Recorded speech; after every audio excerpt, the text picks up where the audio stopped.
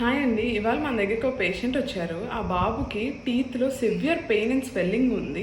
ఈ బాబుకి ఏం ట్రీట్మెంట్ చేశామో చూద్దాం. Hi, this is doctor Swapnika from CS dental hospital, Nallagandla.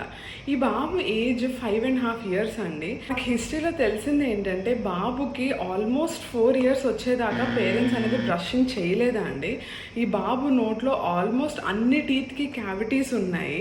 So coming to the tooth of interest, ఈ టూత్ కింద ఇంత పెద్ద స్వెల్లింగ్ ఉంది అండ్ ఈ క్యావిటీ కూడా చాలా డీప్గా ఉంది.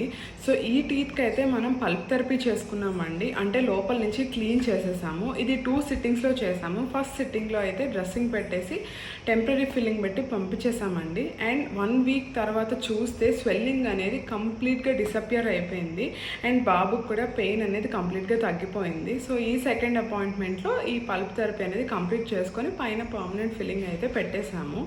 మిగతా టీత్కి కూడా ఆల్మోస్ట్ అన్ని టీత్కి ఫిల్లింగ్స్ అయితే పెట్టేసి క్లోజ్ చేసేసాము.